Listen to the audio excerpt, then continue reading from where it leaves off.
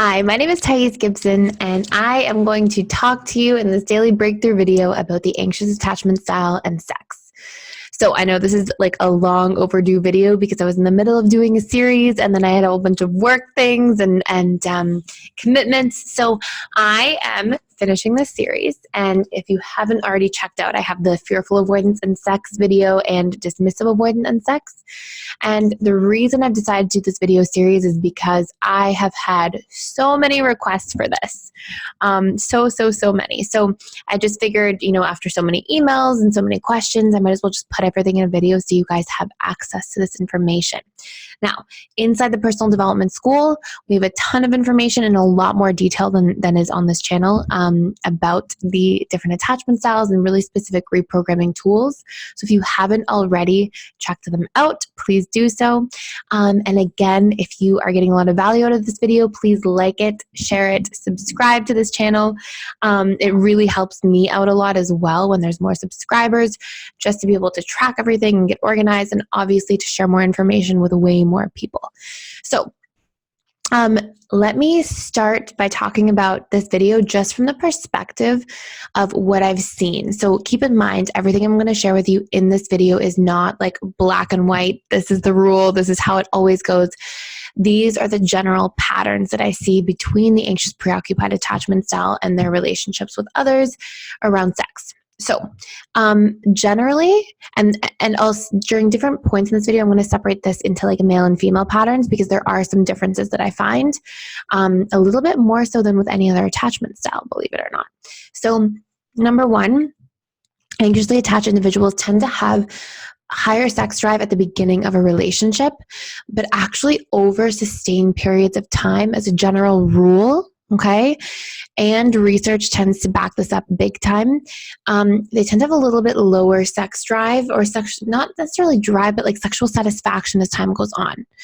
And I think the reason for this, after like speaking to so many different individuals and sort of going through these conversations, is because a lot of anxiously attached individuals have sex more for pleasing their partner than any other attachment style does.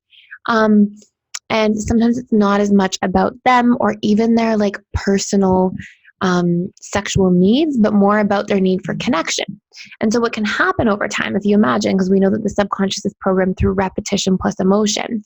So we imagine that like the anxiously attached individual gets into a relationship, they're connected to their partner, the oxytocin, bonding neurochemicals are flowing. There's all this excitement in the honeymoon phase.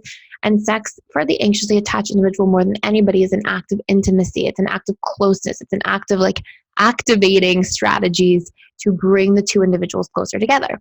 So in the honeymoon phase of the relationship, we'll see often the anxiously attached individual tends to get really close, feel really connected, have this high sex drive, because it's really a high connection drive at the end of the day. And then over time, sometimes they agree to have sex when they don't want to, or sometimes they personalize things over time and they feel like the connection is threatened. And so even though they keep wanting to connect more and more, sometimes there can be negative associations built into sex over time, because it's not necessarily like about them and their personal enjoyment of sex and them always having sex when they feel like it and when it's true and authentic for them. But sometimes they'll just say yes to sex or just go with sex when they may not be fully present in the experience, but more in their partner's satisfaction of the experience. Now, it's not to say by any means that like being aware of your partner's satisfaction around sex is a bad thing, or to say that, you should, there's so many layers that this can like be taken or misconstrued the wrong way.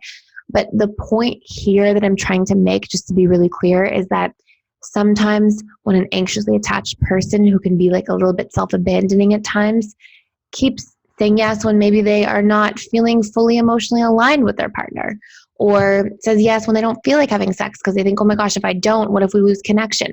Sometimes when things are a little bit more fear-based than authenticity-based, the subconscious mind at a deeper level starts to build in sort of negative associations, and over time that can impact that individual's relationship to sex with that person. So I hope that makes sense. Another few statistics we'll sort of see, or patterns I'll observe, is that sometimes more than any other attachment style, the anxiously attached individual is likely to have sex when they're literally not when they are disinterested, or not interested.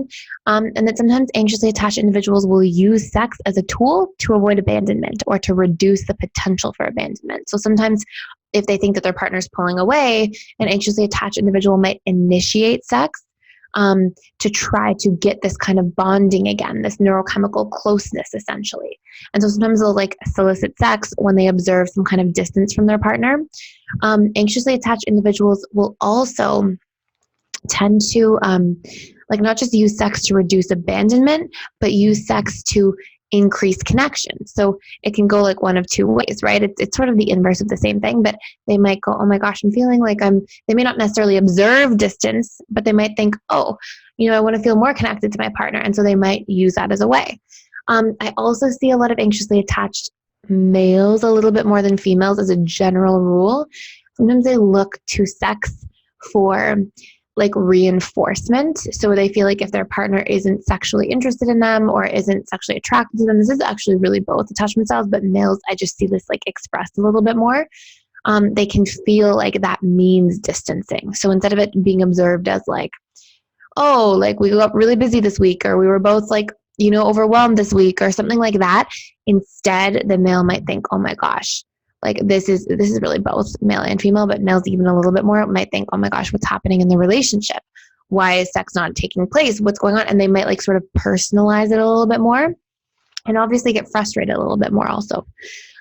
So what else do we have? Okay, so anxiously attached individuals also usually have physical touch as their love language. So that tends to be a primary or secondary love language, which means, as a general rule, anxiously attached individuals do connect a little bit more physically. This can be physical affection, but all of those things, like a lot of physical affection over time, obviously is more likely to increase sex. So anxiously attached individuals do tend to have a lot more sexual connection or need for sexual connection in their relationship overall, sponsored by those different intentions. The actual connection they receive through sex and feeling good about that, a higher need for intimacy in general, trying to avoid distancing by initiating sex, avoid abandonment by initiating sex, and looking for validation or reinforcement around sex. So those are some other really important patterns I observe.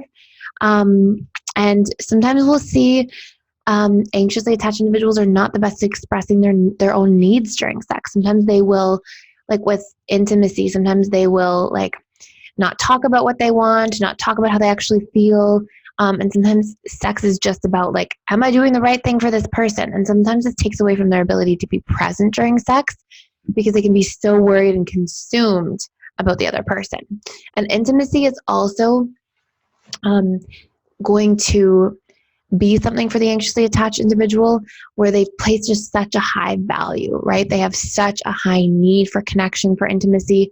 And so they use sex obviously as this deep source of pleasure, not just for, physical reasons, but also for emotional reasons, like what takes place after sex, the cuddling, the connection, the closeness, the oxytocin, the sleeping together in the same bed, all these different things. Sometimes that's like a lot more about what sex is for the anxiously attached individual.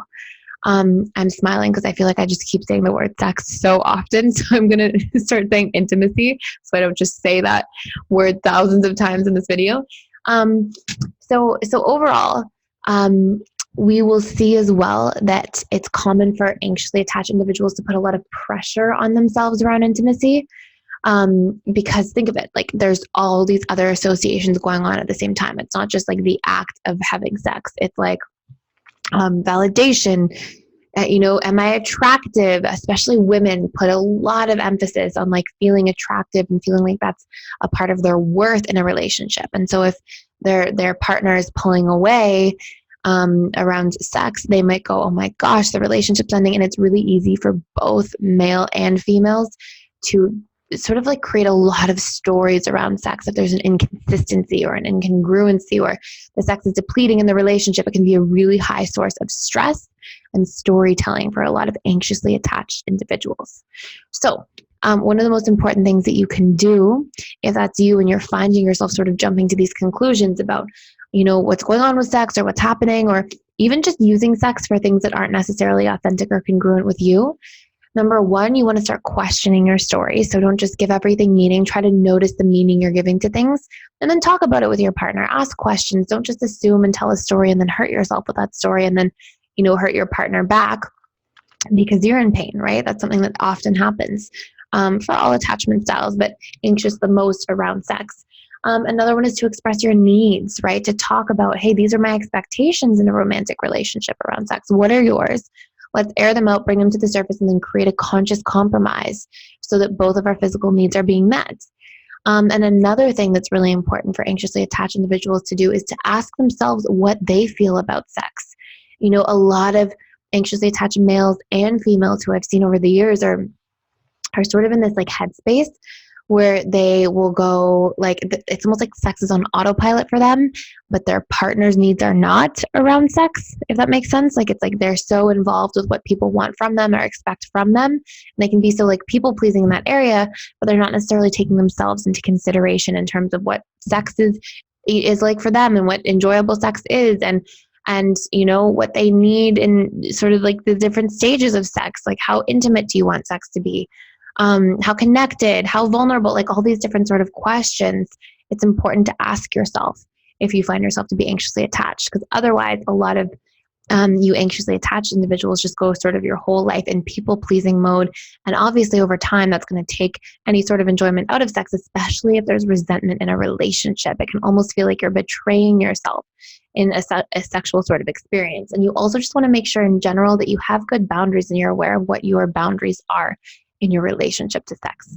So I think I sort of told a lot of different points in here, but I hope that all makes sense.